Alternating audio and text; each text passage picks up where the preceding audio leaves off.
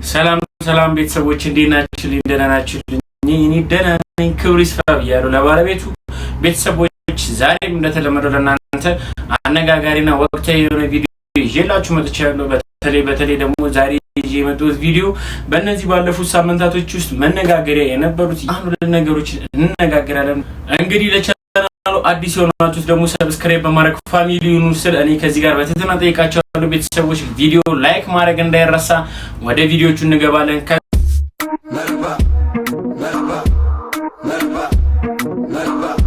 የሲዳማ ክልል ፕሬዝዳንት ደስታ ሌዳሞ ለድምፃዊ ዮሐንስ በቀለም በቅጽል ስሙ ለቶኪቻው የሰሞኑ ንግግር ምላሽ ሰጥተዋል። እንግዲህ ቤተሰቦች በዛሬ ቪዲዮ ይዤላችሁ የመጣሁት ከሰሞኑ በእነዚህ 2-3 ቀናቶች ውስጥ በድምፃዊ ቶኪቻው ሲደረግ የነበረ ከመንግስት ጋር ያለው ውዝግብ አሁንም ማብቂያ አልደረሰም። በዚህ ጉዳይ ላይ ደግሞ የክልል መንግስቱ የሰጠው መግለጫ አለ። ቶኪቻውም ደግሞ የተናገራቸው ንግግሮች አሉ። እነሱ ጉዳዮች ላይ እስቲ አንድ ሁለት ንግግር እንነጋገራለን። ጤና ይስጥልኝ።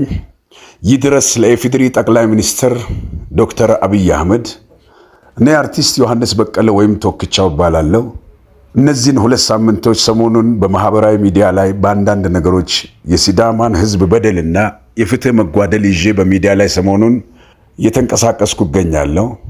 ይህ በእንዲህ እንዳለ የሲዳማን ህዝብ ጭቆናና ግፍ በዚህ አገዛዝ አሁን ባሉት መሪዎች እየደረሰበት ያለውን ግፍና ጭቆና ወደ ህዝብ ይዘን ስንወጣ የተለያዩ ግፍና ጭቆና እኛን ድምጻችንን የማፈንና የማስፈራራት የተለያዩ ዛቻዎችና የማስፈራራት በሚዲያ ሰራዊት ዘመቻ ተከፍቶብን አልፎም ደግሞ አንዳንድ አባላቶቻችን አንዳንድ ልጆችም ታስረው አንዳንዱ ምግብ እንዳይገባላቸው ሰው እንዳይጠይቃቸው እጅግ ሰብአዊነት በጎደለው መልኩ ታፍነው ነው ያሉትና ጠቅላይ ሚኒስትር ክቡር ጠቅላይ ሚኒስትር ሆይ ይህ የእርሶ መንግስት ሐሳብ ነው ወይ?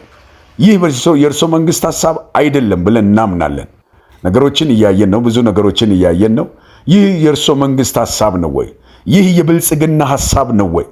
እንግዲህ አሁን ህግ ባለበት አገር ላይ ድምጽ አፍኖ ሐሳብ ለምን በነፃነት ተገለጠ ተብሎ ድምጽ የማፈን ሂደቱ በከፍተኛ ደረጃ እየተሯሯጠ ነውና ግፍና ጭቆና እየተደረገ ነው። አንደኛ የሲዳማ ህዝብ የክልል ጥያቄ መልስ ተመልሶለት ወደ ቤቱ ከገባ በኋላ በጣም በሚያስደንቅ ደረጃ ብዙ ግፍና መከራ እየደረሰበት ዋጋ እየከፈለ ያለ ህዝብ ነው።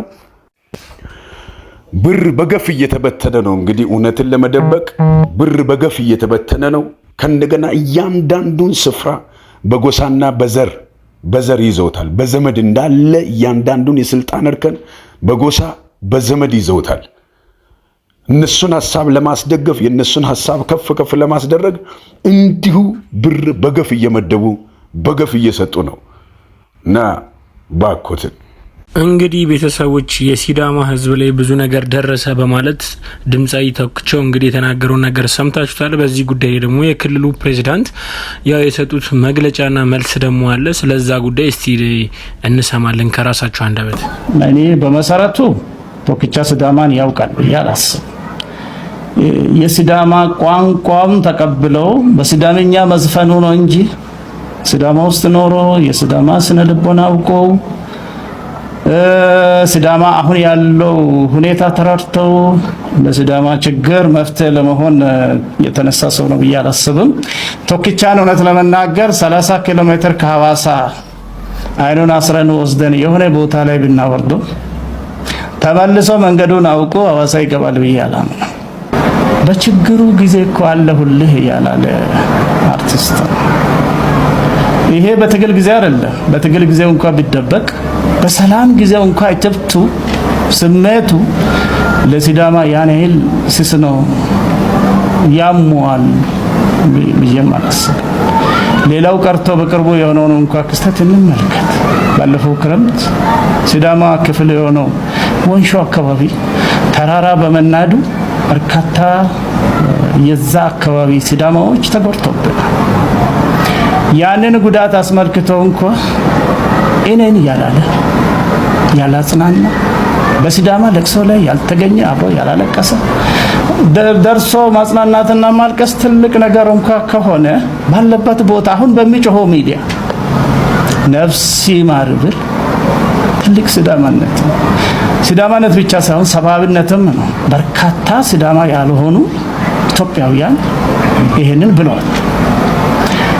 70 ከዛ በላይ ሰው በትራፊክ አደጋ ወንዝ ውስጥ ገብቶ ህይወቱ ባለፈ ጊዜ ኢትዮጵያውያን ሙሉ ልባቸው በተሰበረና እግዚአብሔር ያጽናናችሁ ባሉት ሲዳማን እግዚአብሔር ያጽናናችሁ ባሉ ጊዜ ቶክቻ ምንድነው ያለው?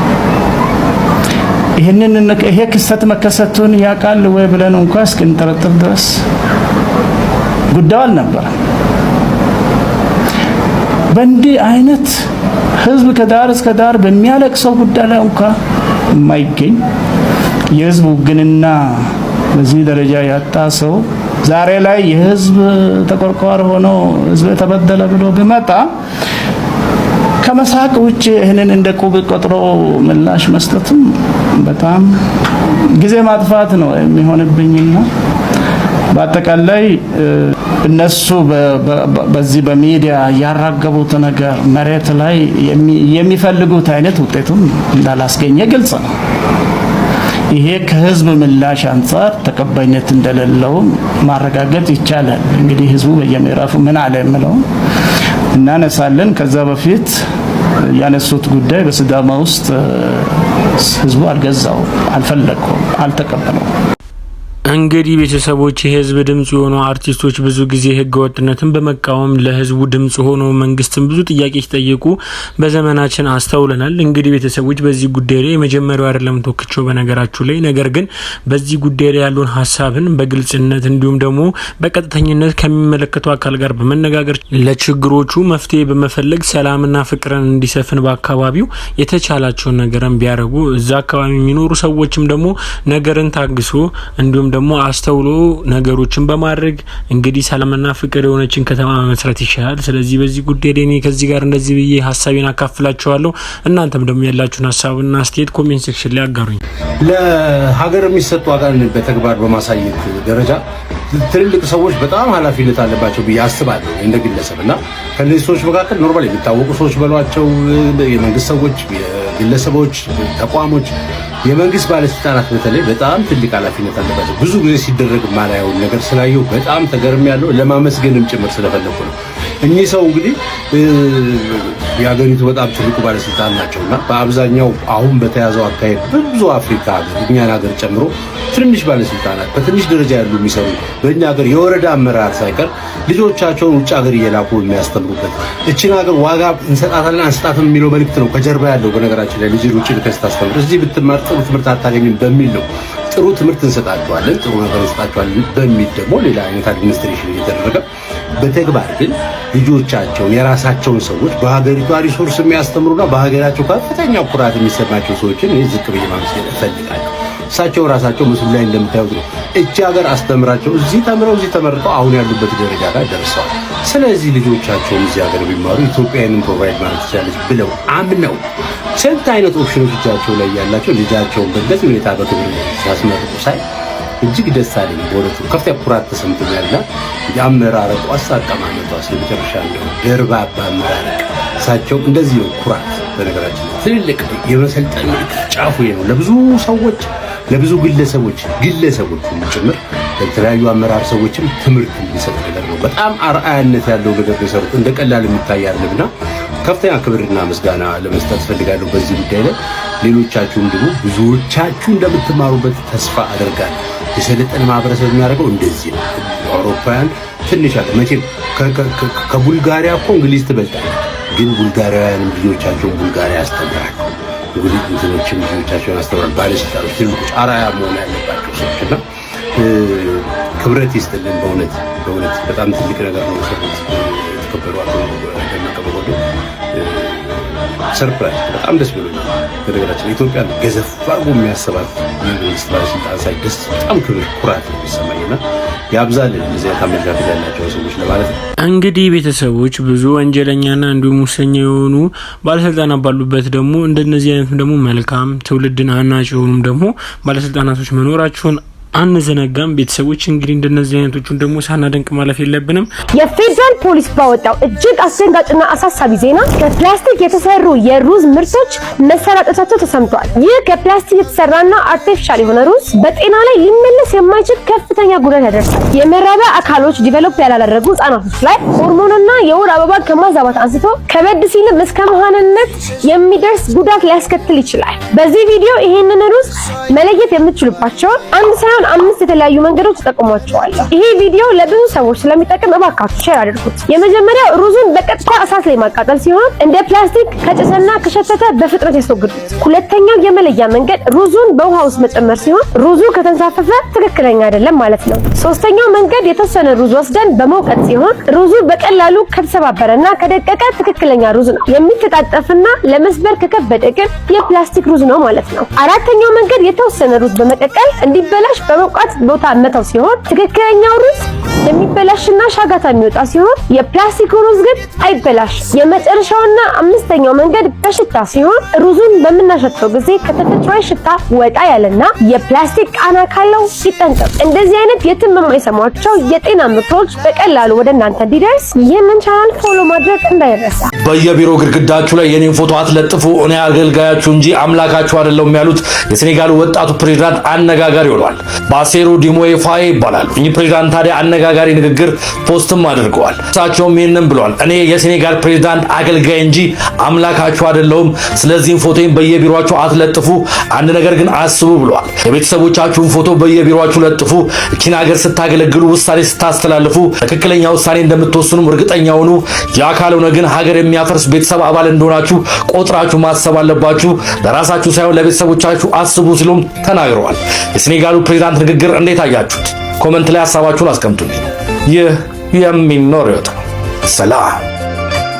በዛሬው ዕለት እንደዚህ እንደምትመለከቱት ጨረቃ ደም ለብሳ መታየቷን ተከትሎ ዓለማችን አስፈሪውን ክስተት እያስተናገደ ትገኛለች። ብለድ ሙን ወይም ደግሞ ጨረቃ ደም የምትመስልበት ቀን ብዙዎች በጭንቀት ሲጠብቁት የነበረ ሲሆን በምዕራቡ ዓለም ላይ ዛሬ ታይቷል። በዋናነት ጨረቃ ደም ለብሳ የታየችው ከሰሜን አሜሪካና ደቡብ አሜሪካ ሲሆን አንዳንድ የአፍሪካ ሀገራትና የአውሮፓ ክፍሎችም በጨረፍታ ሊመለከቱት ይችላሉ ተብሎ ሲጠበቅ ነበረ። ሳይንሱ የጨረቃ ግርዶሽ የሚከሰተው ጨረቃ ምድር እና ፀሐይ እንዲሁም በአንድ መስመር ላይ ሲደረደሩ ነው የሚል ሲሆን ምድር ጨረቃንም በከፊል ወይም ደግሞ ሙሉ በሙሉ ለማጥፋት የሚችል ጥላ ትጥላለች ተብሏል። ሳይንሱ ይህንን ቢልም ታዲያ ቅድስት ቤተክርስቲያናችን በዚህ የጾም ወቅት ጨረቃ ደም የምትለብሰው ከጌታችን መድኃኒታችን ኢየሱስ ክርስቶስ ስቅላት ጋር ተያይዞ የጨረቃን ደም መምሰል ታስታውሰዋለች። ማቴዎስ ወንጌል 27 ላይ እንዲህ ይላል፣ ኢየሱስ ክርስቶስ በመስቀል በተሰቀለ ጊዜ የተሰቀለው የክብር ባለቤት ሰማይን የፈጠረ ነውና ፀሐይ ጨልማለች፣ ጨረቃም ደግሞ ደም ሆኗል ይላል። ከዋክብት ረግፈዋል፣ የተሰቀለው የክብር ባለቤት ምድርንም የፈጠረ ነውና በምድር የቤተ መቅደሱ መጋረጃ ላይ እስከታች ለሁለት ተቀዷል። ምድር ተናውጣ አለቶች ተሰንጥቀዋል፣ መቃብራት ተከፍተዋል፣ ሙታንም ተነስተዋል ይላል። ታዲያ በቅድስት ቤተክርስቲያናችን ስር ያሉ ጻድቃን መነኮሳትና መናንያን የጌታችን የመድኃኒታችን የኢየሱስ ክርስቶስ መከራን ካዩበት ቀን ጀምሮ ሕመሙን፣ መከራውን፣ ግርፋቱን፣ እስራቱን ለኛ መሆኑን በማሰብ ብዙ መከራዎችን ተቀብለዋል። አሁንም በቤተ ክርስቲያናችን ውስጥ ያሉ መነኮሳት ለዓለም ድህነት ጭምር እየጸለዩ ይገኛሉ። እነዚህን አባቶች ደግሞ መደገፍ የኛ ግዴታ ነው። የሙታንሳይ ማር ቅዱስ ሚካኤል አንድነት ገዳም ውስጥ የሚገኙ መነኮሳት አባቶችም በዓታቸውን ለመስራት የጀመርነውን ርብርብ አሁንም አጠናክረን መቀጠል ከኛ ይጠበቃል። በዚህ የጾም ወቅትም አስራታችንን ለነዚህ ገዳማውያን በማድረግ የበረከቱ ተካፋይ መሆን እንችላለን። ለሙታንሳይ ማር ቅዱስ ሚካኤል አንድነት ገዳም ድጋፍ ለማድረግ እዚህ ጋር የተቀመጡትን የኢትዮጵያ ንግድ ባንክና የአቢሲኒያ ባንክ አካውንቶችን መጠቀማችሁን እንዳትዘነጉ። እንዲሁም ደግሞ አባቶችን ለማግኘትም እዚህ ጋር ያስቀመጥኩትን ስልክ ቁጥር መጠቀም ትችላላችሁ። መልካም ቀን።